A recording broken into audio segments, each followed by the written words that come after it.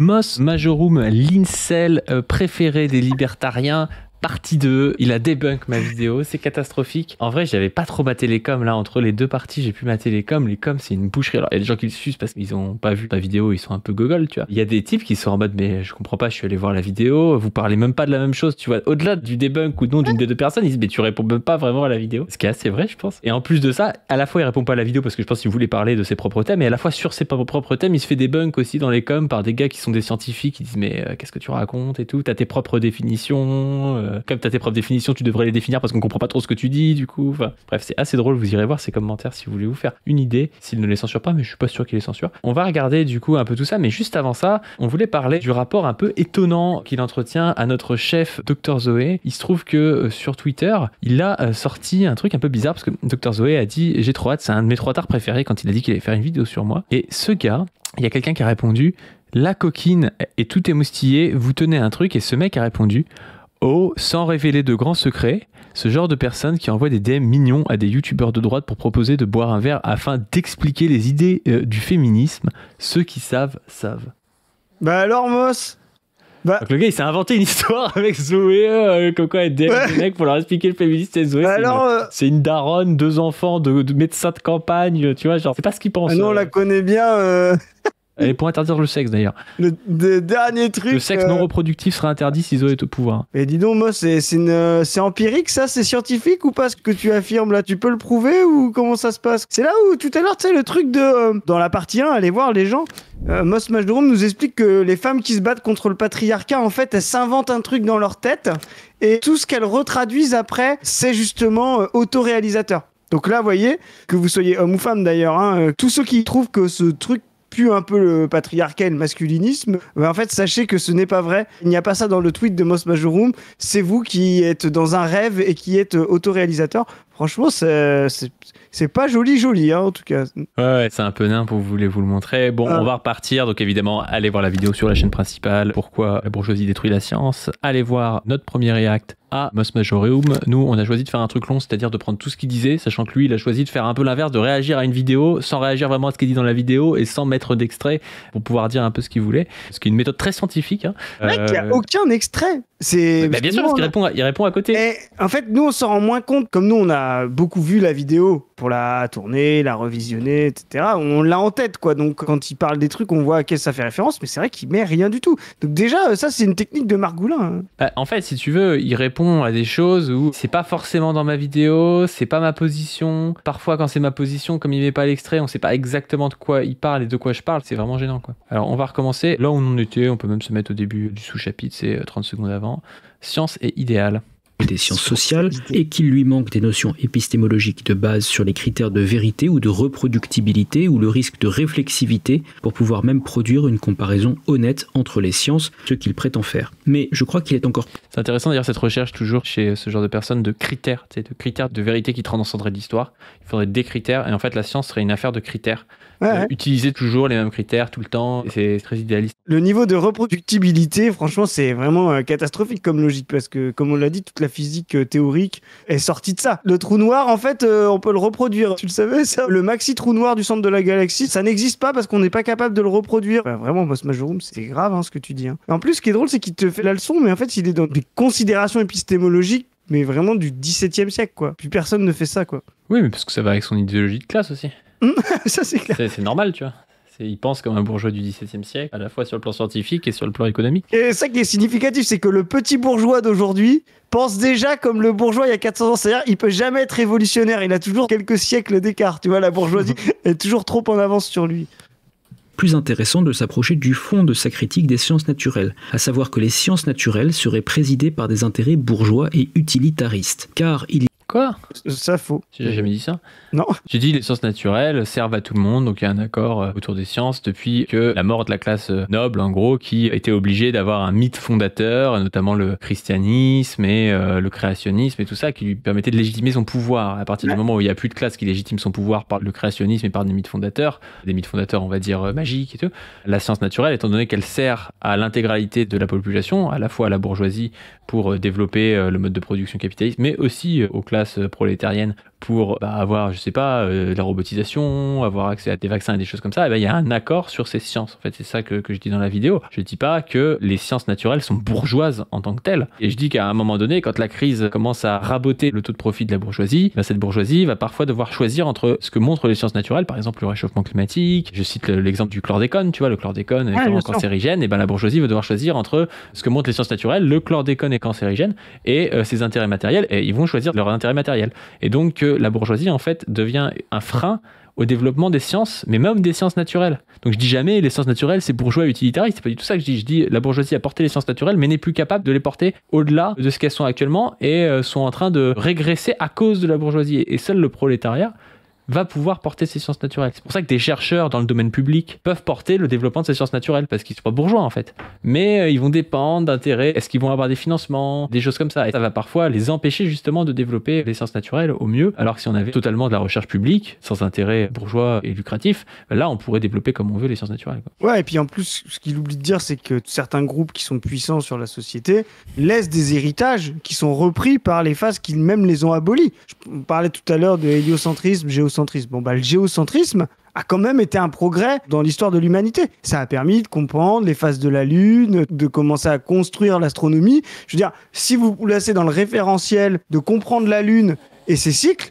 vous n'avez pas besoin de l'héliocentrisme, c'est déjà intéressant pour commencer à naviguer, etc. Il n'y a pas besoin de connaître les trous noirs. Et ça, cette phase du géocentrisme, en fait, elle est dépassée, elle est réincluse dans l'héliocentrisme et dans la relativité générale, si tu veux, maintenant, aujourd'hui. Mais c'est déjà un petit progrès. Et c'est ce qu'on dit à un moment donné, cette phase-là, qui a été construite par un certain ordre, mais qui est finie, laisse des traces. Et comme la science bourgeoise laissera des héritages pour l'humanité tout entière sur la rationalité, voilà, sur la technique, sur la science. Vraiment, c'est un homme de paille depuis le début de cette vidéo. Il te fait croire qu'en fait, t'es Lysenko et que tu défends le diamat de Staline, tu sais, science bourgeoise vs science prolétarienne, ce qui déjà n'a jamais existé, même en URSS soviétique, et encore moins dans ta vidéo. Donc, c'est vraiment catastrophique. Est-ce qu'au fond, le diamat de Staline est déjà pas plus avancé que la vision que lui a de la science? C'est sûr.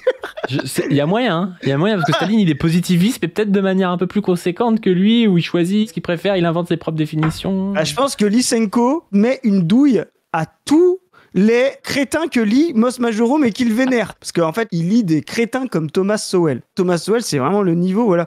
Tu vois, ça va être clippé, genre, tu défends Lysenko de fou. Non, mais vraiment, moi... Lysenko met une vitesse à tout le monde, pouf. Non, mais moi, Lysenko, par rapport à Mises, par rapport à Hayek, tout ça, c'est un type 1000 fois plus scientifique que ces débiles. Tu vois, enfin, je veux dire, faut quand même faire une hiérarchie. Oui, Lysenko, par rapport à Heisenberg, par rapport à Ilya Prigogine, etc., bon, on peut, tu vois. Même par rapport à Vygotsky. Mais par rapport à Vygotsky. Mais Lysenko, par rapport à Thomas Sowell et Hayek, je veux dire, il en mange 2 tous les matins sur le plan de la science. Autour de passe-passe qui se met en place et qui pourrait avoir échappé aux moins attentifs. Dans le jargon usuel, les chercheurs distinguent la science qui vise à l'accroissement des connaissances de la science qui vise à l'accroissement des performances industrielles, par exemple, par les termes de science théorique et de science appliquée. Un théoricien de l'électronique... Mais... c'est peut-être des domaines dans la recherche ou dans l'enseignement, mais les sciences théoriques, elles servent aux sciences appliquées. Les sciences appliquées vont permettre de développer des instruments qui vont permettre d'avoir des validations empiriques des sciences théoriques. Tu sais, c'était vraiment des mecs dualistes, genre c'est séparé, tu vois. Mais tu vois, c'est là où je te dis qu'il se fout de notre gueule, il fait du chat GPT parce qu'il ne comprend pas ce qu'il raconte entre les éléments. Tout à l'heure, il a pris un exemple de continuité théorique appliquée. Moi, j'explique Mos Majorum à Mos Majorum lui-même. Il a pris l'exemple de la réfutation de l'addition des vitesses quand on prend la vitesse de la lumière qui se serait déplacée dans l'éther, voilà, expérience très connue, et il a mis ses applications par marre dans l'optique. Donc tu vois bien la continuité, Mos Majorum, c'est ton propre exemple. Donc faire croire qu'ensuite on comprend pas la séparation fondamentale entre les deux, il y a 2 secondes, tu nous as montré la continuité, Mos. Donc je ne comprends pas ce que tu fais, quoi. Puis t'imagines, les scientifiques qui font des sciences dites théoriques, ils ont conscience que ça va servir en sciences. Ils font pas des sciences théoriques pour faire des sciences théoriques, tu vois. Il y a personne qui te dit ah ouais mais moi je fais des maths, ça c'est pour faire des maths, tu vois. Je fais des maths vraiment théoriques et ça sert à rien, tu vois. Bah non, ils font ça pour pouvoir résoudre des problèmes qui vont être concrets. Mais il faut passer par un certain niveau de théorie, tout comme quand tu fais de la philosophie, Tu fais pas de la philosophie pour faire de la philosophie et différencier des concepts en étant content. C'est pour résoudre des problématiques. Alors, ça peut être des problématiques que les gens pensent un peu loin de leur intérêt matériel. Ça peut être de l'esthétique, ça peut être des trucs comme ça. Mais... Non. Alors là, t'as pas vu la fin de la vidéo, tu t'en souviens pas. Il va t'expliquer pourquoi les gens font des concepts et font de la recherche scientifique. Tu vas voir, c'est beaucoup plus fin que ça. J'ai hâte. Bon, c'est n'importe quoi cette vidéo. L'électronique qui voudrait comprendre un phénomène fondamental fera de l'électronique théorique, tandis que son collègue qui voudrait optimiser un produit pour un industriel fera de l'électronique appliquée. Badiou ne connaît pas cette distinction visiblement et se retrouve... Il n'y a rien à dire, tu vois. Oui, il y a les mecs qui font des trucs théoriques, on va se répéter, il n'y a rien à dire. Même les mecs qui font ça n'y croient pas, tu vois. Les scientifiques, ils sont pas cons comme Majorum. Mais c'est surtout que les deux sont continus. S'il y a à un moment donné beaucoup de recherches dans une forme théorique, pourquoi il y a beaucoup de recherches sur la fusion nucléaire et aujourd'hui c'est applicatif? Mais parce que les gens ils font de la théorie pour faire de la théorie. Parce que le problème se pose de l'énergie. C'est à un moment donné quand un débouché applicatif ne fonctionne plus, et ben ça recrée de la recherche théorique. Et inversement, quand une nouvelle théorie apparaît, ça donne des nouveaux débouchés applicatifs. Les deux sont conjoints, quoi. Les deux font partie de la transformation du monde. Trouve donc à mettre dans le même sac des chercheurs en sciences théoriques et en sciences appliquées pour les accuser tous ensemble de faire de la science uniquement intéressée à la rentabilité des industriels. Et c'est... J'ai jamais dit ça. J'ai jamais dit ça. Il faudrait qu'ils mettent des extraits. J'ai jamais dit ça. Moss Majorum, maintenant, on va te faire un petit défi. Tu reprends ta vidéo et à chaque fois, t'as l'honnêteté intellectuelle, à chaque fois que t'affirmes quelque chose, de nous trouver le timecode où il est dit ça dans la vidéo de Badiou. Tu vois, elle est pas longue, il parle lentement et distinctement, Badiou, dans la vidéo. Je peux même lui envoyer le scriptive. Donc, tous les fans de Moss Majorum, là, franchement, moi je vous le dis, les fans de Moss Majorum, vous vous faites vraiment bananer par un margoulin. Donc, maintenant qu'ils disent à chaque fois où est le timecode de ça, qu'on regarde, qu'on soit... Parce que nous, regardez, à chaque fois, on part de ce qu'il dit, hein. Nous, on a l'honnêteté intellectuelle de ça. Donc là, il dit, Paddy a dit ça. Où, quand, comment. Mais ça, c'est parce qu'il est un peu aussi complotiste, tu vois. Il pense que quand on dit qu'il y a des intérêts économiques qui rentrent en contradiction avec la recherche, on pense que tous les chercheurs individuellement font de la recherche pour faire de la thune. Pas ça qu'on dit. On dit tous les chercheurs, la plupart des chercheurs, ils viennent parce qu'ils aiment faire de la recherche, ils trouvent ça intéressant et tout ça. Par contre, il y en a qui ont des financements, il y en a d'autres qui n'en ont pas. Et quand c'est des financements privés, évidemment, c'est pour faire du profit, parce que les gens qui font des financements privés, c'est pas pour la beauté de la science, mais c'est pour faire du profit. Il le sait lui-même, il est libertarien. Et puis quand tu as des gens même qui font de la recherche publique et que la recherche a l'air libre ou quelque chose comme ça, en réalité, il y a quand même le système des points par publication, il faut se soumettre à certaines choses qui peuvent rentrer en contradiction avec la recherche, parce que du coup, tu te mets à faire des papiers pour faire des papiers, pour avoir des points et des choses comme ça. Donc, comme des choses qui rentrent en contradiction avec la recherche et qui sont aujourd'hui liées avec une vision libérale et capitaliste de la recherche. C'est-à-dire que le système des points permet de mettre en concurrence les chercheurs et c'est une vision assez libérale des choses. Et puis évidemment, les financements ou non de la recherche, la libéralisation ou non du domaine public, les brevets, enfin voilà, il y a tout un tas de choses qui permettent de faire de l'argent sur la recherche et donc qui rentrent en concurrence avec le fait que les chercheurs, la plupart, ils sont de bonne foi, ils veulent juste faire de la recherche, quoi. Mais on est d'accord. Et surtout, ce qu'il ne comprend pas, c'est qu'au-delà de ça, comme on l'a dit, la science est une forme d'activité pour maîtriser la nature. Être maître et possesseur de la nature, comme dirait Descartes, tu vois, qui est vraiment l'incarnation du philosophe rationaliste. Voilà. Donc, effectivement, quand la bourgeoisie est une classe qui doit extraire de la valeur de la nature et de l'humanité, elle a besoin d'une forte capacité à comprendre, anticiper, comme on a dit dans la partie 1, les processus, etc. Donc, elle a une forte capacité à théoriser les choses et à les appliquer. Comme tu l'as bien défini, tout ça, c'est dans sa maîtrise du monde, c'est dans sa transformation et dans le fait de pouvoir, à la fin, se reproduire, faire du profit, utiliser la concurrence. Ça ne veut pas dire que ce qu'elle fait pour maîtriser le monde, à la fin, ne sert qu'à faire de la rentabilité. À la fin, ça doit aussi servir le monde. Voilà, ça doit aussi produire de nouvelles choses, produire de nouveaux biens. On l'a expliqué dans des vidéos de Moss Majorum. Le marché, comme l'a déjà dit Marx, n'existe pas simplement que par la volonté de fabriquer de la survaleur. Si à un moment donné, tu fabriques des produits qui servent à rien, ça ne permet pas, de se reproduire. Ça ne permet pas d'exister. Donc là, en fait, ce qu'il ne comprend pas, c'est que, oui, appliqué, théorique, etc., tout ça est une activité totale de la bourgeoisie et de l'humanité en général, de s'approprier le monde, de le transformer pour pouvoir survivre, se développer et grandir. Et la bourgeoisie, à un moment donné, son intérêt principal, c'est l'accumulation du profit. Donc oui, le chlordécone est un exemple parfait que tu as mis dans ta vidéo que tu viens de reciter, à un moment donné, il peut rentrer en contradiction entre cette vérité-là, la recherche scientifique et le fait de faire du profit. C'est vraiment très très regrettable parce que précisément les débats internes à la physique ou à la chimie sur les financements de la recherche théorique versus les financements de la recherche appliquée sont légion. Croire que tous les chercheurs font de la science appliquée et qu'il n'y a aucun mouvement interne au corps des chercheurs pour privilégier une science détachée d'impératifs productivistes témoigne juste d'une méconnaissance totale du monde académique. Et juste... C'est complètement con, gars. Enfin, déjà, évidemment, j'ai naïf un peu. Ah ouais, et puis c'est surtout, là, ce qu'il est en train de montrer, c'est la lutte des classes. C'est-à-dire qu'il y a des gens qui sont des chercheurs, qui font partie d'une classe de personnes qui ne sont pas des bourgeois, qui travaillent, qui peuvent être soit fonctionnaires, soit dans le privé, donc des salariés du privé, faire partie du prolétariat, qui ont à cœur de faire quelque chose bien, donc qui portent, ce qu'on dit justement dans la vidéo, le prolétariat porte le développement maximal de la science et le dépassement de ce que peut en faire la bourgeoisie, et qui rentre en contradiction avec le fait qu'il y a des financements, il n'y a pas des financements, c'est le privé qui choisit, tout ça. Donc en fait, il est justement en train de montrer, la réalité, c'est qu'il y a une lutte des classes et que les chercheurs font partie de cette lutte des classes, tu vois. Et il y a du matériel, tu vois. Et puis faire croire, et puis je te dis toujours pareil, pourquoi ils choisissent tel ou tel sujet plutôt que tel ou tel sujet ? C'est à raccorder avec les problèmes fondamentaux de la société. Je veux dire, personne ferait des sujets écologiques. Il n'y a pas de recherche en écologie ou en décarbonation de l'énergie à la fin du 19e siècle victorien sous le charbon. Pourquoi ? Parce qu'en fait, personne s'est rendu compte encore qu'il y avait un problème de réchauffement ou de dérèglement climatique à cause du carbone. Tu vois, donc même quand ils font sérieusement de la recherche, ils sont pris dans des contradictions et dans les problèmes de leur époque, quoi. Et les problèmes de leur époque, comme tu l'as bien dit, c'est le but de la vidéo, hein, mais ça, il a toujours pas compris. Les problèmes de leur époque rencontrent les intérêts des fois contradictoires de leur époque, quoi.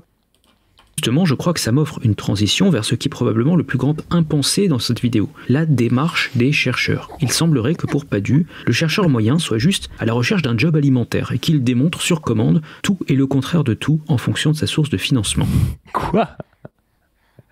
Mais non, c'est n'importe quoi. Juste, si un gars, tu lui fais faire des recherches sur la toxicité du tabac, bah oui, si t'as une industrielle du tabac, tu vas pas financer ce truc-là. Et c'est pas pour autant qu'il peut démontrer tout et son contraire. C'est qu'il va démontrer ce que beaucoup de chercheurs auraient démontré en cherchant la même chose. Mais c'est n'importe quoi. Évidemment qu'il va pas se faire payer pour dire le tabac, c'est pas mauvais. Juste, il va pas avoir les financements pour faire des recherches sur le tabat. C'est juste ça qui va se passer, quoi. C'est ça. Okay, mais d'où j'ai dit ça ? Enfin, je veux dire, c'est ça. Il démontre des trucs de merde, quoi. Padu, mon ami, mon frérot, mon camarade.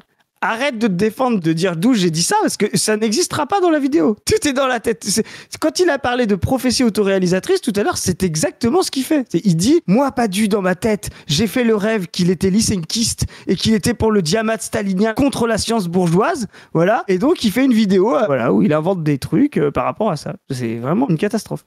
Pour le dire avec un terme plus cru, que chaque chercheur n'est jamais qu'un mercenaire à la solde d'un lobby. Ou, pour être encore plus précis, que tout chercheur est un mercenaire d'un unique lobby, qui est celui de la bourgeoisie et du capitalisme industriel. Or... Dans la vidéo, tu sais, il y a un passage qui est incroyable, de Patron Incognito, où tu as une meuf qui travaille dans une entreprise de colis, et donc du coup, comme il y a un truc qui marchait pas, elle envoyait vers la concurrence. Je suis énervé parce que je me dis, mais on marche sur la tête. Elle l'envoie chez un concurrent. Pourquoi le système de relais marche pas ?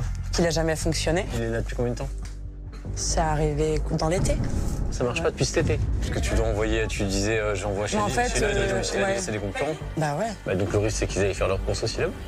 Ouais, mais bon, j'aide mon client. Et là, tu vois du coup la différence entre le prolétariat qui veut bien faire son travail et rendre service à l'humanité en réalité, puis l'autre qui veut faire du profit. Et lui, il pense que je crois que toutes les personnes qui travaillent pour des bourgeois ont en tête le fait juste de faire du profit et pas de faire bien leur travail. Mais justement, il y a cette lutte entre le fait que toi, t'es employé pour un travail, on te dit, tu viens pour faire des burgers, je sais pas, au Burger King. Toi, t'es là pour faire des burgers, tu dis, je vais faire des burgers, quoi. T'es pas là pour dire, je vais faire du profit, tu vois. Mais sauf qu'en fait, la personne qui t'emploie, elle a derrière en tête le fait que tu fasses du profit. Et donc, des fois, elle va te faire moins bien des burgers pour que tu fasses plus de profit. Et c'est ce qui se passe dans Patron Incognito. Du coup, la personne, le gars voudrait qu'elle fasse moins bien son job et rendre moins service aux gens pour pouvoir faire plus de profit, quoi. Mais le truc, c'est que le chercheur, lui, il est pas bourgeois. Donc, le chercheur, lui, il veut faire son job au mieux. Par contre, ça peut rentrer en contradiction avec les personnes qui financent le truc, quoi. Ouais, mais t'as exactement raison. D'ailleurs, sur la partie du prolétariat et l'exemple de Patron Incognito. En fait, le chercheur, lui, il fait partie d'une société où la connaissance du monde, dans une société libérale, c'est quelque chose de très important. Et qui est mis en avant, la preuve, regarde Mos Majorum, il est à fond là-dessus. Et donc lui, il essaye de faire partie de la division du travail en étant chercheur pur, chercheur théorique. Tu vois, Mos Majorum, dans son fétichisme de la marchandise, il pense qu'il y a vraiment chercheur appliqué, chercheur théorique et que les deux se répondent pas, tu vois. Et donc lui, il est plutôt dans une position de prolétariat. Il essaye, comme tu l'as dit, de fournir un besoin, fabriquer des nouvelles connaissances, apporter à la collectivité. Mais il faut vraiment être soit naïf, soit ignorant pour pas savoir qu'il est exactement dans la même position que l'extrait qu'on vient de voir sur Patron Incognito, qu'à un moment donné, il y a un gars, sponsor des recherches privées, qui dit « Non mais moi j'ai donné 10 millions de mécénat là, comment ça se fait qu'on a fait des recherches sur ces conneries là, alors que moi je voulais un débouché pour pouvoir avoir un carburant vert ou diesel, enfin tu vois, pour pouvoir continuer de vendre de la bagnole et continuer de faire du profit, tu vois. » Il est dans la même contradiction et c'est exactement le sujet de ta vidéo. C'est justement de montrer que le chercheur lui-même n'est pas simplement un larbin débile qui travaille pour un lobby, voilà, c'est quelqu'un qui essaye d'apporter à la société comme le prolétariat, et qui rentre en contradiction avec la bourgeoisie. Donc vraiment, c'est une catastrophe, quoi. C'est vraiment une catastrophe, quoi. Bah, la dinguerie, c'est que en plus, si les gens font chercheur, c'est souvent, tu sais, les gens qui font de la recherche, c'est souvent des gens qui sont attachés justement à une sorte d'idéal, de vérité universelle, qui rend service à l'humanité tout entière, tu vois. Parce que, qu'on soit clair, quand t'es bon en maths, quand t'es bon en sciences, quand t'es bon, tu sais, en sciences fondamentales, en sciences naturelles, tu te fais beaucoup plus de thunes à faire d'autres boulots que chercheur, tu vois. Chercheur, c'est hyper dur, c'est vachement prenant, et en plus de ça, tu gagnes pas énormément de thunes, tu vois. Donc si les mecs qui font ça, c'est justement parce qu'ils sont pas dans un rapport mercantile à la recherche. Sinon, les mecs, ils feraient dans le privé, ils feraient au même ingénieur, même si ça gagne peut-être moins qu'avant, tu vois, mais ils feraient dans l'économie, ou même de la médecine, tu vois. Enfin, des trucs comme ça qui sont accessibles à des gens qui sont bons dans sciences naturelles et qui gagnent beaucoup plus d'argent qu'être chercheurs. Hein. Exactement. Les aspirations des chercheurs sont pour l'immense majorité d'entre eux, quelques cyniques et quelques vieux barbus qui ont besoin de rembourser un crédit mis à part, tout à fait différentes. Pour les plus nobles d'entre eux, et je crois bien que c'est la majorité, il y a une quête de vérité, voire d'une gloire à avoir repoussé les limites de la connaissance humaine. On ne peut pas comprendre Ramanujan si on pense que Ramanujan est un mercenaire de lobbyiste. On ne peut pas comprendre beaucoup de scientifiques en fait, avec cette même logique. D'ailleurs, il a aussi je pense parce qu'il est peut-être très égocentré, il se croit vraiment au-dessus de moi, tu vois. Il se dit pas, tu sais, il dit un truc qui est évident où tout le monde est d'accord, oui, les chercheurs, c'est pas des gens qui sont cyniques, et puis il se dit, ouais, je vais lui apprendre ça parce que vraiment il a pas compris, tu sais, genre, c'était trop bizarre. Essaye au moins de comprendre ce que dit la personne que tu critiques, tu vois. Enfin. N'aie pas le seum, frérot. Garde un ton, voilà, il est ridicule, laissons-le, c'est amusant. Mais c'est drôle parce que justement, il pense que c'est cynique. Alors que justement, non, toute la société fabrique de la méritocratie et survalorise la gloire des gens qui sont doctorants ou qui font de la recherche fondamentale parce qu'ils ont les meilleurs diplômes et tout. Donc, par définition, le cynisme n'est pas possible pour ces gens-là. Ils sont fabriqués pour être mis en avant, pour être vus comme des grands, brillants, tu vois. Donc, vraiment, c'est nul ce qu'ils racontent. D'ailleurs, il faut que je vous dise un mot de pourquoi cette perspective qui provient de Lucien Goldman, sur laquelle s'appuie la vidéo de Padu, est réductrice et fausse. Padu prend l'exemple d'une controverse sur l'héliocentrisme pour nous affirmer que l'Église et la bourgeoisie s'appuyaient sur la position géocentrique pour assurer leur pouvoir. Non, pas la bourgeoisie. L'Église est la noblesse. C'est la bourgeoisie qui a porté l'héliocentrisme. Enfin, vraiment, le mec. Non, mais déjà, il a aucune notion en histoire. Genre, ah ouais, non, mais c'est la bourgeoisie montante qui porte le rationalisme et l'héliocentrisme face au géocentrisme de l'Église qui était allié à la noblesse. Donc, juste pour les gens qui croient encore au margoulin Mos Majorum, ce type-là, donc, a fait cette vidéo récemment. Avant, il a fait tout un truc de debunk de Marx et du manifeste. Il n'a toujours pas compris ce qu'était une classe sociale. Parce que il croit que la bourgeoisie était au pouvoir sous le féodalisme. C'est une dinguerie, en vrai. Genre, tous les théoriciens non marxistes savent que la bourgeoisie n'avait pas le pouvoir sous le féodalisme, quoi. Et encore moins à la période de Las Casas ou des controverses avec Copernic, Galilée ou Giordano Bruno, tu vois. Vraiment, c'est... pouvoir et que le gentil Galilée, ami des prolétaires, est venu remettre en question. Le gentil Galilée. Personne n'a dit que Galilée était un prolétaire, que c'est que ces conneries. Non mais sans déconner, Moss, reprends-toi. Tu nous as promis un debunk à nous, Padu et Chris. Je veux dire, moi je vais flexer un peu les meilleurs marxistes dialectiques imbattables du YouTube game.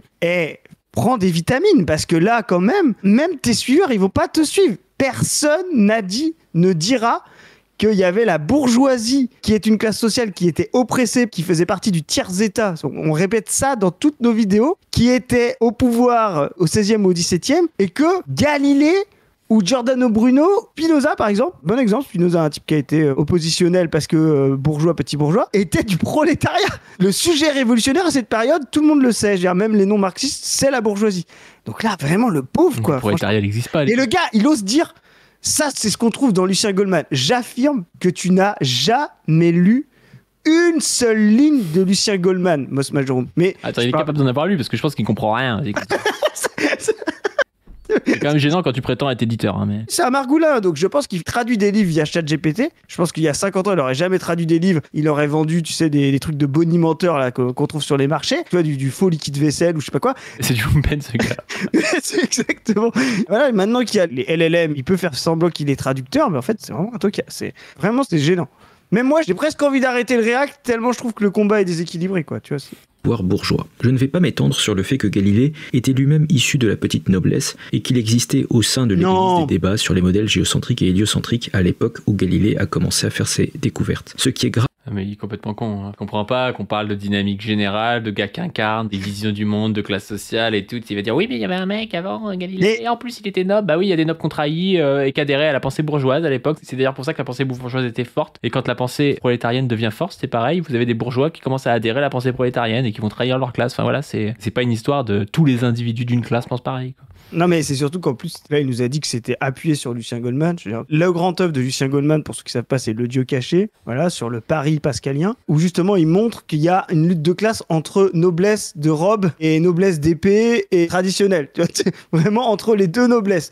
Donc, faire croire que Lucien Goldman voyait une opposition prolétarienne bourgeoise à ce siècle-là, vraiment, c'est gênant. Grave en revanche, c'est que Badiou essaye de faire d'une controverse scientifique une lutte de classe de la gentille science progressiste prolétaire contre la méchante science réactionnaire bourgeoise. Il est complètement con. Je veux dire, mais en plus, c'est vraiment les thématiques classiques, même du manifeste. La science que porte Galilée, c'est pas la science gentille prolétarienne, je sais pas quoi. J'ai jamais parlé de science gentille, science méchante. Mais à la limite, si c'est une science, c'est la science bourgeoise qui porte Galilée contre la science ecclésiastique de l'époque. Enfin, je veux dire, c'est très clair. Tout le monde a compris ça, je pense, dans la vidéo. Genre, donc déjà, il y a pas de considération morale dans ce que je raconte en disant c'est gentille science, méchante science, je sais pas quoi. Et en plus de ça, vraiment, il inverse totalement les époques, quoi. Il n'y a pas de science prolétarienne ou je sais pas trop quoi, ou d'esprit ou de vision prolétarienne du monde à une époque où il n'y a pas de prolétarien, en fait. Ça n'a pas de sens. Et surtout qu'en plus, il vient de nous dire que c'était soi-disant Goldman qui avait tort. Alors, on attend l'argument. Toujours pareil, chez Moss Majorroom, c'est péremptoire. Il a balancé ça comme ça parce qu'il a voulu s'appuyer sur ce crétin de Kolakowski qui va sûrement nous traduire avec ChatGPT 5 bientôt, mais qui n'est incapable de comprendre Kolakowski, ce Polonais médiocre qui s'est soi-disant inspiré de Goldman et qu'on a refait un espèce d'analyse littéraire culturelle sans reprendre ces concepts fondamentaux que sont la conscience possible, la lutte des classes, la lutte entre les sujets collectifs. Je veux dire, moi, je te prends quand tu veux sur Kolakowski, Moss Majorroom, il n'y a pas de souci. Mais là, en plus, faire croire qu'il dit, moi, je ne vais pas m'étendre sur le fait que Galilée était de la petite noblesse, c'est littéralement la thèse de Goldman qu'il y a une lutte des classes entre la petite noblesse et la grande noblesse. Donc vraiment, Moss Majorroom, on a vraiment l'impression de quelqu'un qui a pris un instrument dont il ne sait pas jouer. Tu te fais du mal aux mains et nous, tu nous fais du mal aux oreilles, quoi. Et le plus souvent, cette opposition se fait de manière parfaitement myope, voire arbitraire en fonction des sujets. On en trouve une trace un peu plus loin lorsqu'il mentionne le réchauffement climatique d'origine humaine. Pour Badiou, le débat se fait entre le GIEC d'un côté et les lobbies pro-pétrole de l'autre. Pour Badiou, le monde est simple et binaire, la science bourgeoise est pro-pétrole, la science prolétaire du GIEC est pro-renouvelable, et... J'ai jamais dit ça, mais qu'est-ce que c'est que ces conneries, la science prolétaire du GIEC, qui a dit ça? C'est n'importe quoi. J'ai même pas parlé de lobby pro-pétrole en plus dans la société, j'ai juste dit que la bourgeoisie aujourd'hui a tendance à nier le réchauffement climatique pour pouvoir continuer à polluer, tu vois, mais j'ai jamais parlé de lobby pro-pétrole, j'ai pas parlé de science prolétarienne, de science bourgeoise, enfin c'est n'importe quoi, tu vois. Et puis c'est surtout, comme on l'a dit, la bourgeoisie a des contradictions internes. Il y a des pays qui sont numéro 1 dans la production de pétrole, qui sont devenus numéro 1 dans la production de pétrole depuis 20 ans, c'est qui? Et c'est les États-Unis. Voilà, et comme par hasard, ils sont à la pointe de la remise en question du pétrole comme problème de réchauffement climatique, tu vois. Et c'est logique qu'en face, il y a des pays qui ne produisent pas de pétrole, notamment la France, qui vont être plutôt pro-nucléaire, voire d'autres pays qui ont des ressources comme le vent, ou voilà, qui vont être plutôt énergie renouvelable. Les bourgeoisies ont des contradictions entre elles, elles ont des ancrages nationaux, elles ont des nécessités de fabriquer de l'énergie, le pétrole n'est pas une ressource distribuée partout, extractible partout, par toutes les bourgeoisies, donc il y a des contradictions au sein de la bourgeoisie. Et il y a un problème fondamental de réchauffement climatique. Quand on voit ce problème, c'est qu'il y a un problème qui va dans le sens de certaines bourgeoisies, c'est-à-dire ou certaines bourgeoisies nationales, celles qui veulent sortir du pétrole parce qu'elles n'en ont pas beaucoup, et puis la première puissance cœur de l'impérialisme, centre de l'impérialisme, les États-Unis qui sont devenus la première puissance pétrolière du monde, bah oui, forcément que s'ils acceptent qu'il y a un problème avec le réchauffement climatique et la carbonation, ils sont obligés de se remettre en question eux-mêmes et de transformer leur appareil industriel bien plus que la France qui, elle, est dans le nucléaire ou d'autres pays qui sont déjà un peu plus dans les énergies renouvelables. Donc, vraiment, le GIEC est une partie de la société et repris par une partie de la bourgeoisie. Personne n'a dit que le prolétariat était pro-GIEC. Le prolétariat, lui, il est pro rien du tout. Le prolétariat, il est pour faire en sorte de se fournir ses propres besoins sans se faire exploiter. On te l'a dit dans d'autres vidéos, Mos Majorum. Donc, il n'a pas d'intérêt lobbyiste, quoi. Moi, je considère que le prolétariat est pro-nucléaire, mais après, voilà. C'est mon biais, ça. Le prolétariat est pro-fusion nucléaire, ouais, je suis d'accord. Et tout va bien dans le meilleur des mondes. Et on peut se demander, en fait, pourquoi il oublie et il escamote un troisième acteur. Cet acteur, c'est celui des startups d'éoliennes, de panneaux solaires, qui sont en bonne partie financés par des gens. Pourquoi j'escamote un troisième acteur? J'ai pas parlé des deux acteurs dont tu as parlé, j'ai jamais parlé du lobby pétrolier. Donc déjà, il n'y a pas de troisième acteur, il n'y a même pas de deuxième dans ma vidéo. Je parle juste de la négation du GIEC par la bourgeoisie. Donc le mec, il rajoute un troisième gars, contre lequel je suis tout à fait d'accord. Il y a, tout comme il y a du pinkwashing, il y a des énergies vertes à la con vendues par des startups, ou des mecs même qui ont des startups qui te revendent de l'énergie verte qui vient d'EDF, qu'ils ont racheté à bas coût pour couler EDF et puis qui te revendent. Ils ont racheté en Azerbaïdjan. Non, pas à bas coût. Non mais bravo. Oui, il va me tuer. Ouais, je vais te balancer. Il raconte, non, genre j'ai dit que c'était bien les startups. Non, mais c'est surtout qu'en plus, même tous les bourgeois ne sont pas propriétaires d'actions dans le pétrole, tu vois. Donc effectivement, il y a des bourgeois qui comprennent le problème et qui investissent dans les énergies vertes parce qu'ils savent que le problème fondamental de l'humanité, c'est ça, et ils essayent de faire du business à partir de ça. Mais en fait, le truc, c'est que... On a Elon Musk, c'est un gars qui a une entreprise de voitures électriques. Mais c'est ça. Il est ultra progressiste sur le plan du climat. Non, c'est un mec qui a compris que ça pouvait rapporter de la thune, tu vois. La devise de Tesla, c'est même ça. La vision du monde de Tesla, il l'a dit, c'est sa devise, c'est comment rendre le monde électrique et sortir du pétrole. Il en fait un argument. C'est parce que lui, il n'a pas d'intérêt dans le pétrole, il n'a pas de capitaux dans le pétrole, donc il essaye d'en trouver ailleurs. Et donc ça montre encore plus le problème fondamental parce qu'il y a des ruptures dans la bourgeoisie. Mais le problème de Mos Majorum, qui est un crétin, c'est qu'il passe du tout à la partie comme si c'était identique. Tu dis, tendanciellement, la bourgeoisie protège le pétrole en tant que classe, son énergie est encore massivement appuyée dessus. Alors ça veut dire que tous les bourgeois, ils protègent le pétrole ? Non, Mos Majorum. Tu vois, c'est bête. Mais vraiment, tu vois, et c'est pour ça qu'il peut pas comprendre la science moderne, la physique quantique, parce que c'est une science aussi probabiliste. Vraiment, il ne comprend pas ce passage, c'est-à-dire que le tout s'interroge sans avoir de comprendre l'intégralité des parties, tu vois. Ce n'est pas parce que la totalité se déplace dans cette direction que tous les éléments se déplacent dans cette direction aussi et rentrent en contradiction. Vraiment, c'est ridicule comme vision du monde.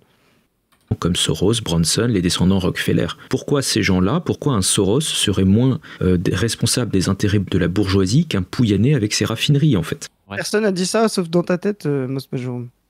Pas dû occulte volontairement l'existence d'intérêts multiples au sein même de la bourgeoisie. C'est vraiment, tu fais vraiment n'importe quoi. Tout comme moi, si j'avais pas vu ta vidéo et si je l'avais pas écrite avec toi, je me dirais que t'es vraiment un débile. Ouais, c'est n'importe quoi, hein.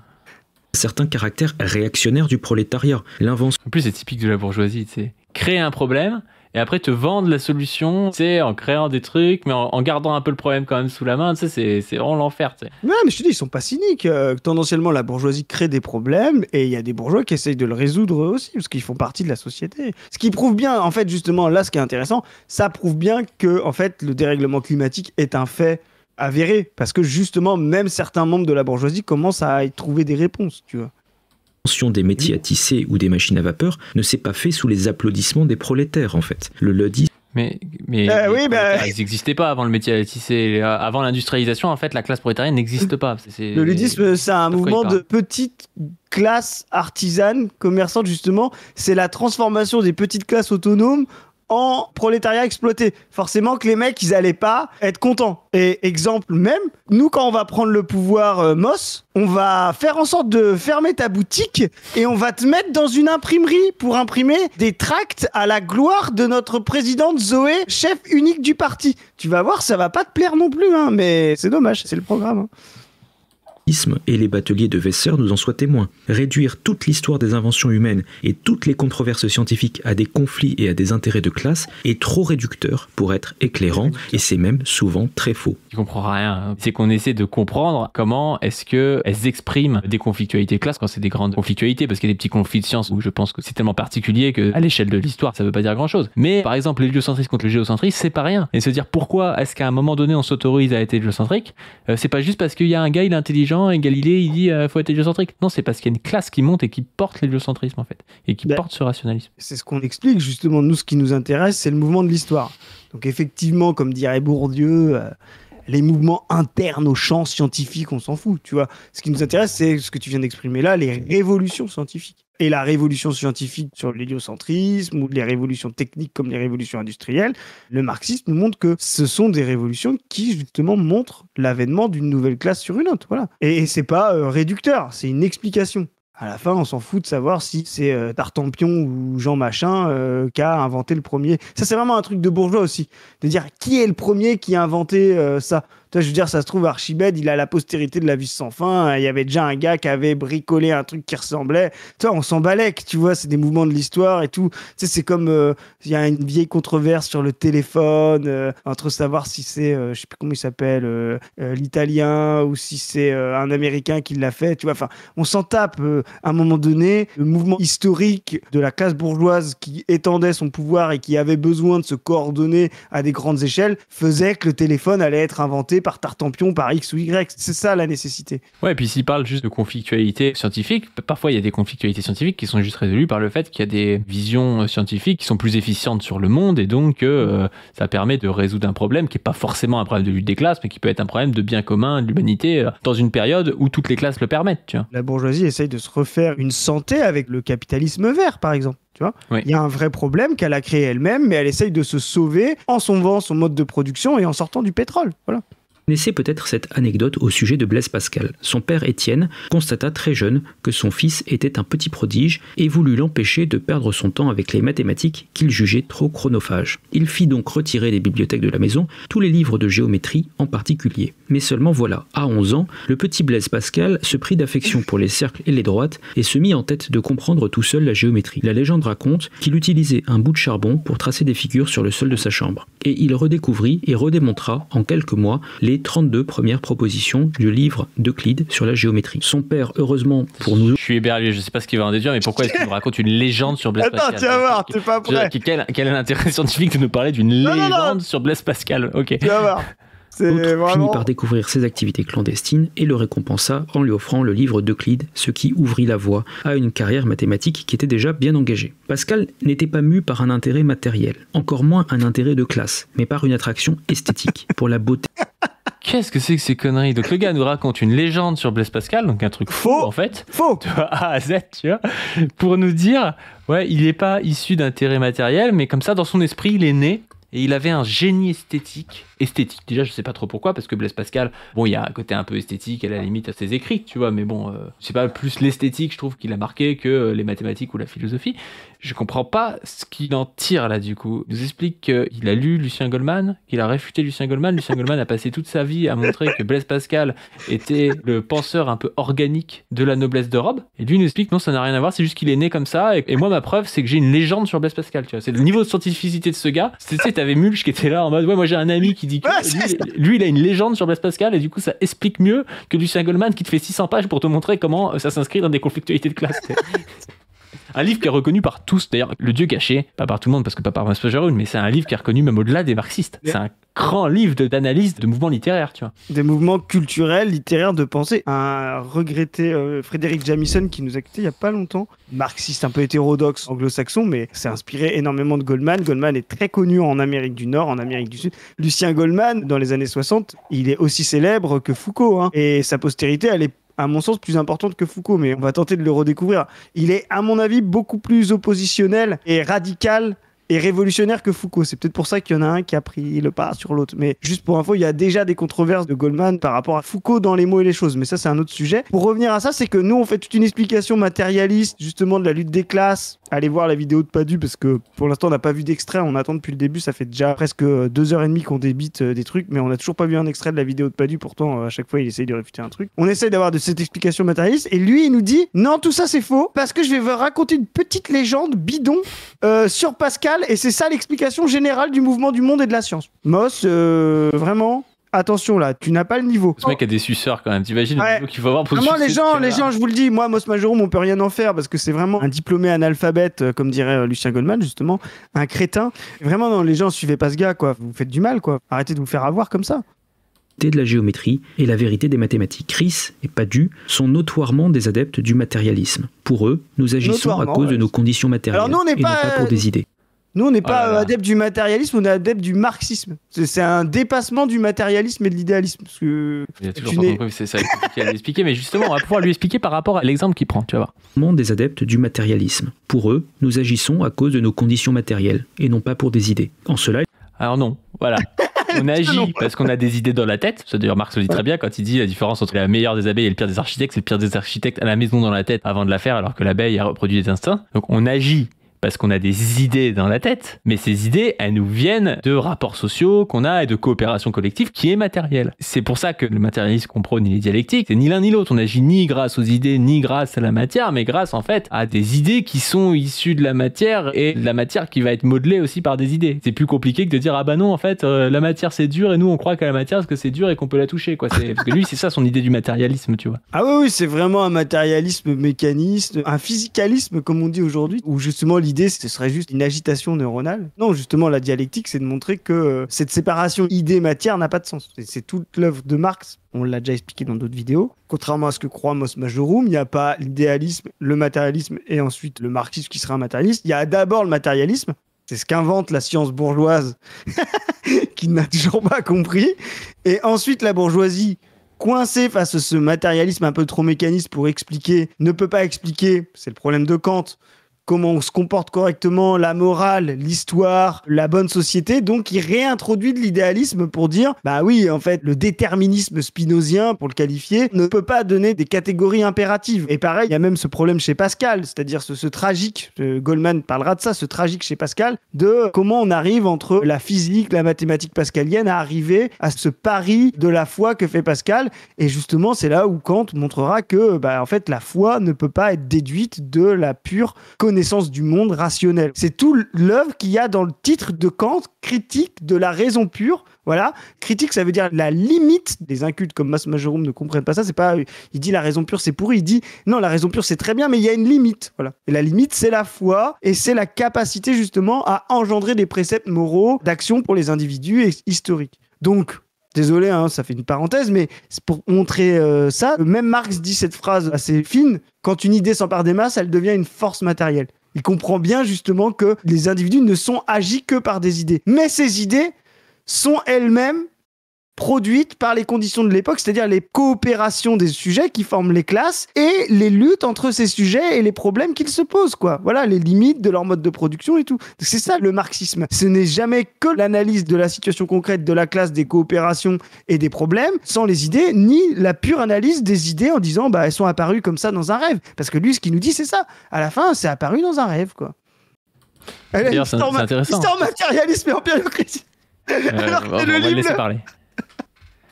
Elles sont cohérents du marxisme et du léninisme. Et pour l'anecdote, sachez que Lénine avait reproché à Ernst Mach, celui qui avait joué un rôle dans l'expérience de Michelson-Morley pour comprendre la physique de l'éther, dont je vous ai parlé plus tôt. Bref, Lénine avait reproché à Ernst Mach de renoncer au matérialisme pour recourir à une théorie de la connaissance idéaliste. Mais en cela, Padu, Chris et tous ses copains portent le même péché originel que le marxisme, à savoir une incapacité à comprendre que l'on puisse authentiquement chercher la vérité, sans calcul, sans intérêt, sans chèque de lobbyiste, qu'un homme puisse s'asseoir sur un banc.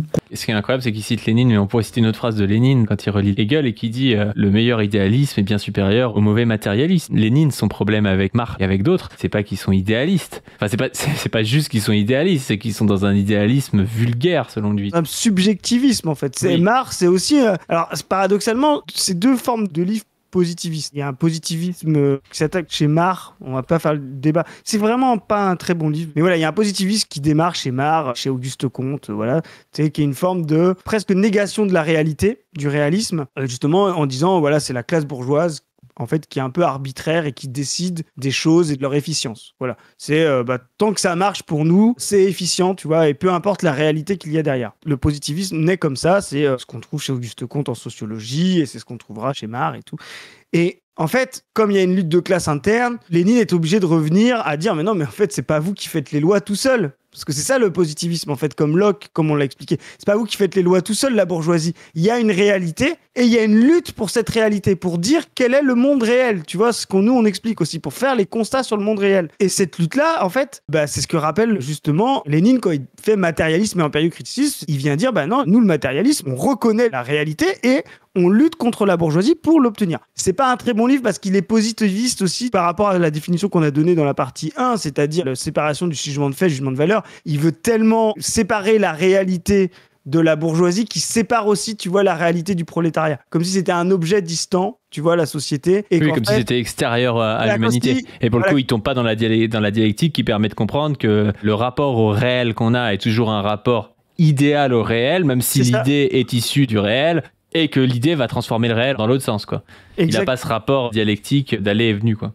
Voilà, c'est ça. Et du coup, ça donne un livre où, en fait, on se retrouve avec une forme de tripartite entre le réel, le sujet bourgeois, le sujet prolétarien, et ça donne un livre très positiviste. Il y a un auteur socialiste très intéressant qui s'appelle Anton Panquek qui parle de cette controverse-là et qui justement fait la critique à partir du marxisme un peu plus dialectique du livre de Lénine, que Lénine, comme tu l'as bien dit, remettra en question quand il fera ses cahiers dialectiques en 1915-1916, quoi. D'ailleurs, Anton Panquek, il a aussi écrit sur Darwin, le rapport Darwin-Marx et tout, c'est un auteur qui est intéressant. Contempler l'azur et se demander simplement, par pure curiosité, sans intérêt aucun, pourquoi il est bleu. Voilà ce que Padu ne sait pas expliquer. Et pourtant, je prétends... J'ai pas compris. Réécoute ce que c'est vraiment, on est dans le romantisme naïf de chercher 14 la ans. vérité, sans calcul, sans intérêt, sans chèque de lobbyiste, qu'un homme puisse s'asseoir sur un banc, contempler l'azur et se demander simplement, par pure curiosité, sans intérêt aucun, pourquoi il est bleu. Voilà ce que Padu ne sait pas expliquer. Point of view, t'es en 2008 et t'écris un skyblog.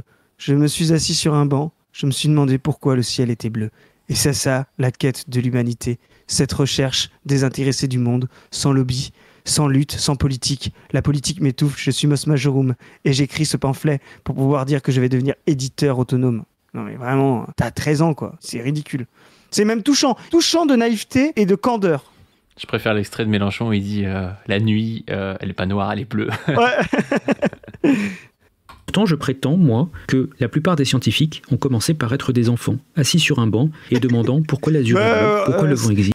C'est vrai, hein, t'as pas besoin de le prétendre. Bien sûr que c'est vrai. Sauf qu'en fait, à un moment donné, l'enfant devient adulte et qu'il a un boulot, il va pas forcément avoir les mêmes fonds s'il veut prouver pourquoi le ciel est bleu que s'il veut avoir des choses qui sont payées pour financer des énergies renouvelables qui rapportent de la thune, tu vois.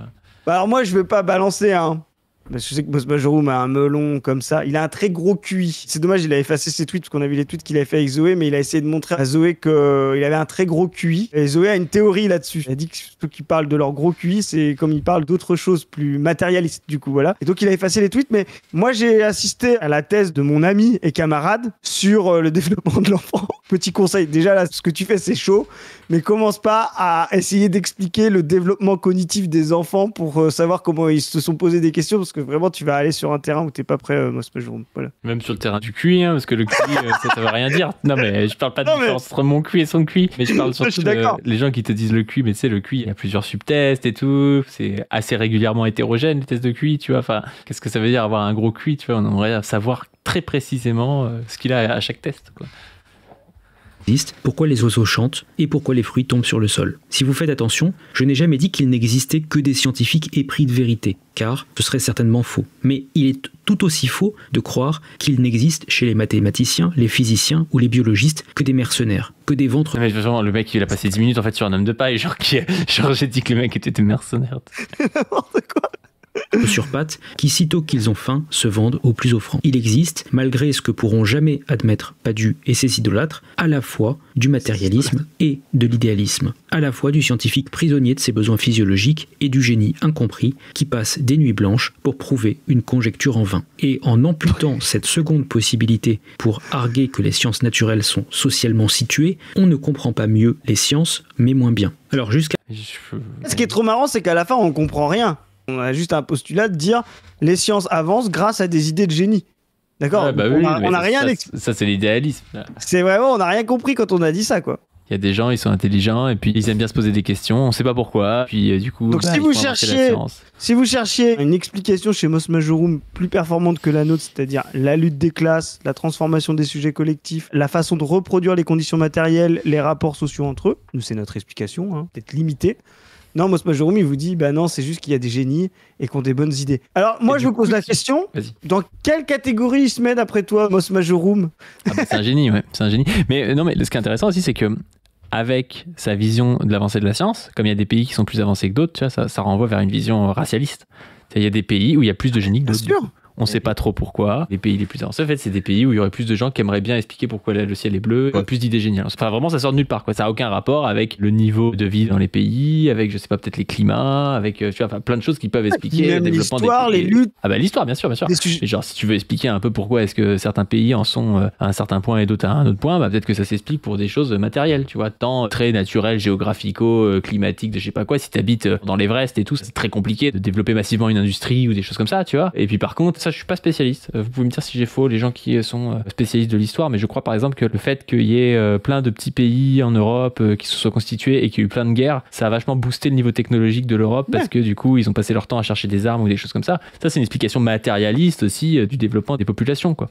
Ouais, c'est pas il y a eu des gens qui étaient des génies, non, il y a eu des gens en fait qui voulaient survivre, en fait, qui ont inventé des trucs. Puis en plus, tu sais, le centre technique et de la connaissance a changé en fait dans l'histoire du monde. Par exemple, le monde arabe après l'Hégire, le califat de Cordoue, etc. est bien plus avancé. Je vous invite tous à aller visiter si vous pouvez, si vous avez l'envie, les moyens, voilà, mais de mosquée cathédrale. Voilà, exactement. C'est magnifique. Ouais. Voilà, je crois que c'est le plus beau lieu que j'ai jamais vu, moi. Enfin, ouais, voilà, incroyable. Je veux dire Grenade, Cordoue, voilà. Mais vraiment, c'est fabuleux parce que c'est un monde qui a repris l'héritage byzantin de la Rome orientale, quoi, quand Rome est tombée.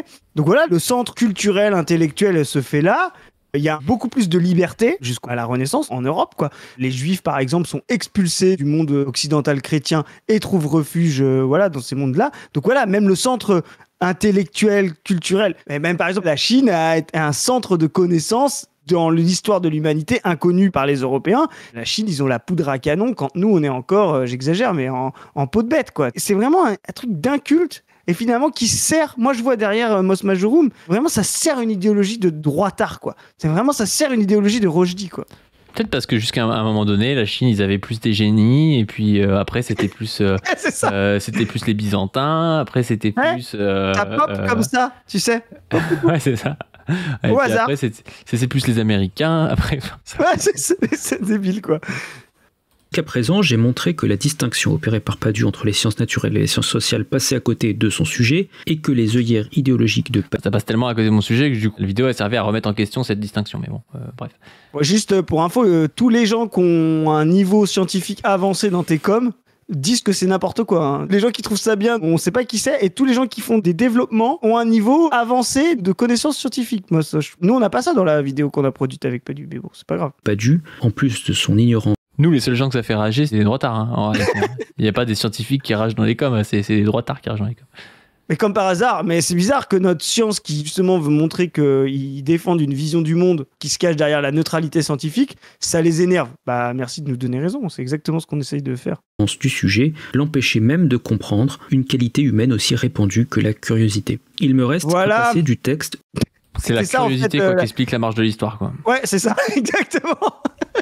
Puis une qualité humaine, t'as l'impression que la curiosité, c'est quelque chose d'inné aussi. Il y a des gens, ils sont curieux, ils sont pas curieux. C'est bizarre, les gamins qui allaient à la mine et tout, qui bossaient 16 heures par jour et qui avaient 35 ans d'espérance de vie, ils étaient pas curieux. C'était des gens, ils étaient pas curieux. Non.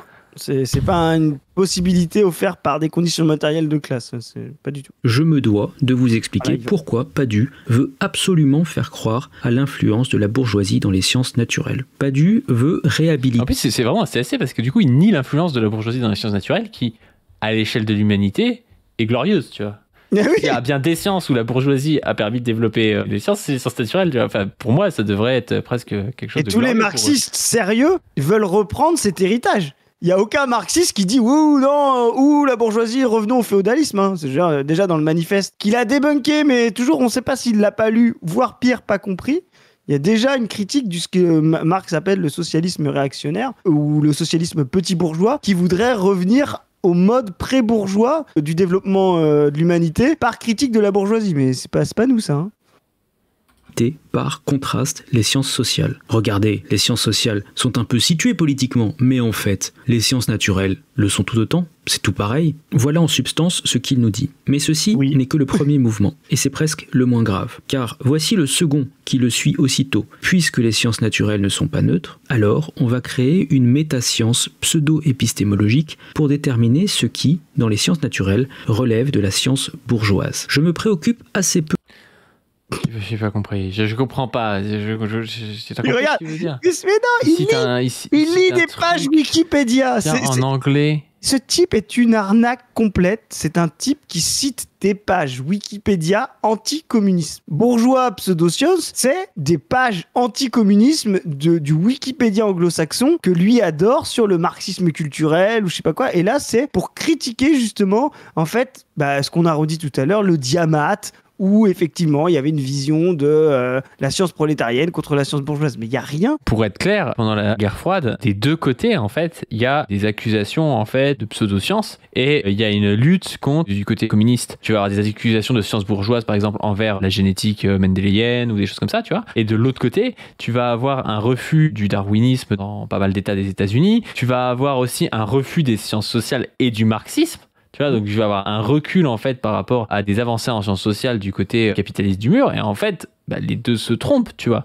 Et tu peux pas juste critiquer. C'est toujours pareil avec l'histoire du communisme. On critique les pires moments du communisme, c'est-à-dire le diamate, le Lysenki, c'est un truc qui dure 4 ans. Je veux dire, on pourrait dire que Pavlov, on pourrait dire que Vygotsky, on pourrait dire que tout un tas de musiciens, tout un tas de sportifs, la conquête spatiale. Enfin, il y a plein de choses qui ont été glorieuses, je veux dire, sous l'URSS. Mais on prend 4 ans ou 5 ans de l'URSS, tu vois, pour dire c'était horrible d'un point de vue scientifique et culturel. Mais c'est pas vrai, tu vois. Je veux dire, pareil, les États-Unis, tu vois. Les États-Unis ont eu plein de problèmes, mais il y a eu plein de développements géniaux de culture et de sciences sous les États-Unis d'Amérique au XXe siècle. Mais il y a eu aussi des abus, des politiques qui influaient sur la science d'un point de vue anticommuniste, d'un point de vue raciste, d'un point de vue sexiste, et on doit le dire aussi. Hein. Le diamate stalinien, c'est comme le macartisme en fait. C'est vraiment une forme d'idéologie sclérosée pendant une période de guerre froide très où tout le monde se surveille. Moi, je vous invite à regarder ce qu'ont subi les auteurs, on disait communistes, etc. Howard Foss, par exemple, voilà. Et t'avais de l'autre côté, diamate, c'était une lutte. Mais la vérité, c'est quoi ? C'est qu'à la fin, les deux, ils ont envoyé des gens dans l'espace. Tu vois, à la fin, je veux dire, si vraiment l'URSS et le monde communiste, c'était ça, il y avait une science à part, je suis désolé, mais les équations pour envoyer Gagarine dans l'espace, c'est les mêmes que les équations pour envoyer Neil Armstrong sur la Lune. La Russie soviétique a inventé, pareil, d'elle-même, la bombe nucléaire, la bombe thermonucléaire, le tokamak qui sert aujourd'hui peut-être pour la fusion de demain, avait la meilleure aviation du monde avec Sukhoi et MiG, a inventé les sous-marins nucléaires. Je veux dire, la technique russe de l'époque montre bien qu'il y a effectivement à un moment donné une synthèse dans le développement technique et dans la façon de produire. Lui, il va interroger le développement communisme à travers, on va dire, une forme d'idéologie pour pouvoir combattre, tu vois, en termes de propagande, l'ennemi américain. Mais c'est comme si tu disais, c'est à travers le macartisme qu'on va comprendre le développement de la société américaine dans les années 60, 70, 80. Enfin, c'est vraiment débile, quoi. Peu en réalité que la quasi-totalité de la vidéo de Padu repose sur une prémisse à mi-chemin entre complotisme et paranoïa et qu'on se demande pour toute science à qui elle profite. Question, je présume, qu'il a gardé d'un mentor de jeunesse. Ce dont je me préoccupe en revanche, c'est qu'en introduisant le... Un mentor de jeunesse, j'ai pas compris. Tu sais, il fait des suppositions. C'est comme il suppose que notre camarade Zoé envoie des DM à des droitards. Lui, il suppose, je sais pas, que t'avais un mentor de jeunesse. À qui profite... Je pense qu'il doit dire que t'es soralien ou un truc comme ça. Ouais. concept de science bourgeoise, Badiou permet à des questions qui ne devraient même pas nous préoccuper de prendre une place prédominante dans le débat scientifique. Lorsque le lamarckisme et le darwinisme... J'ai pas la possibilité c'est pas ma vidéo qui va lancer un débat prédominant dans le monde scientifique, tu vois. Moi, je pense que si. Hein. Et j'espère bien. Moi, je l'ai fait pour ça, en tout cas. Affrontés pour rendre raison du monde biologique, les communistes ont opté pour le premier. Non pas pour la rigueur de ses explications, mais par ça. Alors, non, la passion de Engels et Marx pour Darwin, elle est très connue.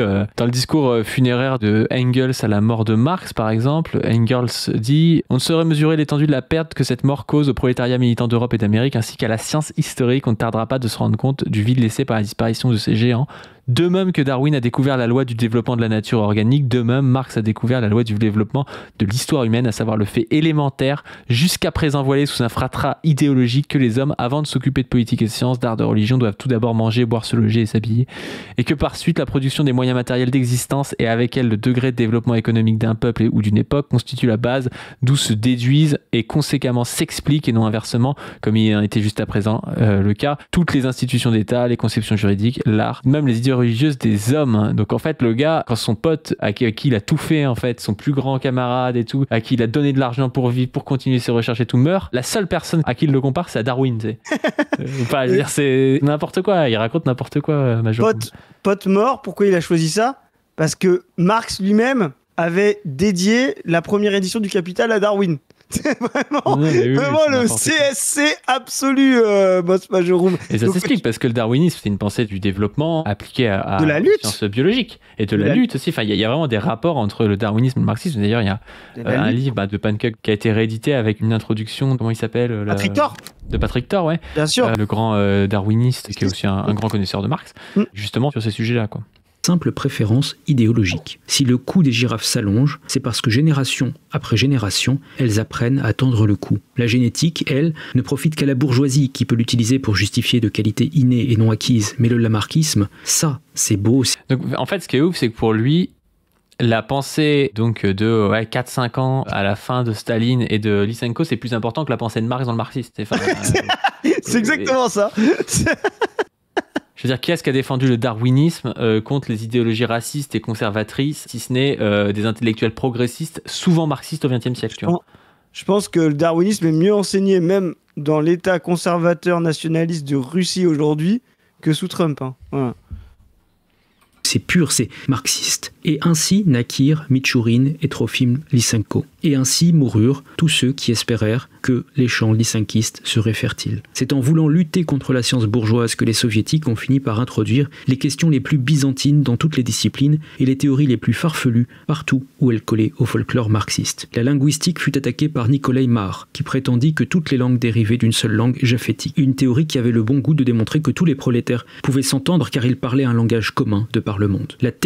En fait, il nous fait un truc un peu en mode livre noir, c'est-à-dire qu'il te sort des gars dont personne ne parle aujourd'hui, alors qu'il y a toute une pensée de la linguistique soviétique, voire de gars qui étaient soviétiques qui sont passés après au camp américain comme Jacobson, mais il y a, je sais pas, Michael Bakhtin qui est très intéressant sur la linguistique, il y a même Trent Ductao, il y a Ferruccio Rossilandi en Italie, il y a même Vygotsky qui parle de langage, pas mal, mais bon, sur plus un plan conceptuel, mais c'est assez faux de faire croire qu'il n'y a pas de pensée de linguistique intéressante et innovante chez les communistes. Je pense même qu'ils sont plutôt à l'avant-garde. Hein. Mais ils sont même à l'avant-garde, et c'est aussi des luttes internes entre tu sais, les fractions du Parti communiste, voilà, qui étaient soit pro-Staline, soit pro-Khrouchtchev, soit pro-Beria. C'est aussi ça aussi qui a fait que certains ont été exclus et taxé de... Enfin, je veux dire, il faut comprendre aussi les rapports internes à l'État soviétique. C'est pas simplement une lutte contre la science bourgeoise américaine, tu vois. Enfin, à un moment donné, des gens qui ont été au goulag sont revenus, et pas après la chute du mur, parce que la déstalinisation, elle s'est faite en URSS en premier, sous Khrouchtchev. C'est lui qui a commencé à le faire dans ses propres intérêts. Et des gens qui étaient taxés de sciences bourgeoises sont revenus. Voilà, vraiment, c'est comme si, moi je disais...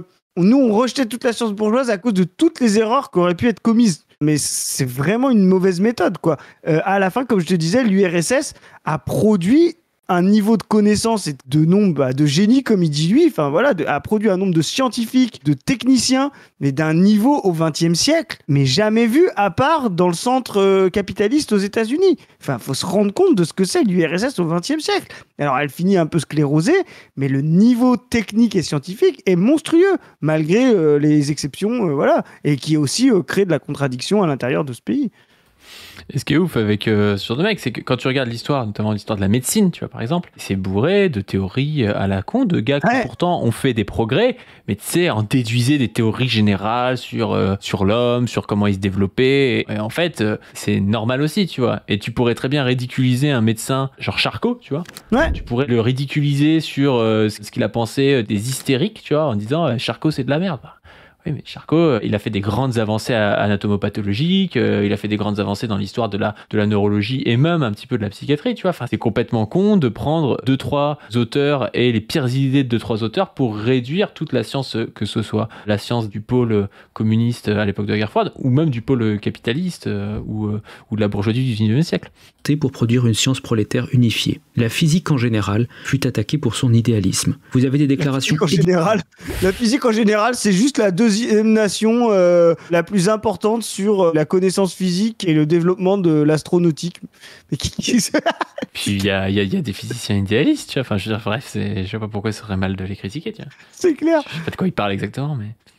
Défiante sur le libre arbitre des électrons, qui ne devrait pas exister et qui prouverait que la physique quantique est en fait une science bourgeoise. La pétrochimie fut attaquée par la théorie du pétrole abiotique, qui entendait prouver que le pétrole apparaît spontanément dans les roches. Idée. Ce qui est excellent, c'est que du coup, là, il te prend des gens où c'est toujours un peu la même période. C'est toujours la période des années 50, où tu as cette recrudescence de la guerre froide et donc de conneries idéologiques des deux côtés. Pour te dire, il y a des gars à l'époque qui attaquaient le pétrole, alors que nous, on fait une vidéo pour dire qu'aujourd'hui, il y a des gars qui pensent pareil que ces mecs et que ça nous pose problème, tu vois. Mais il te dit, ouais, c'est très grave parce qu'à 75 ans, c'est pas...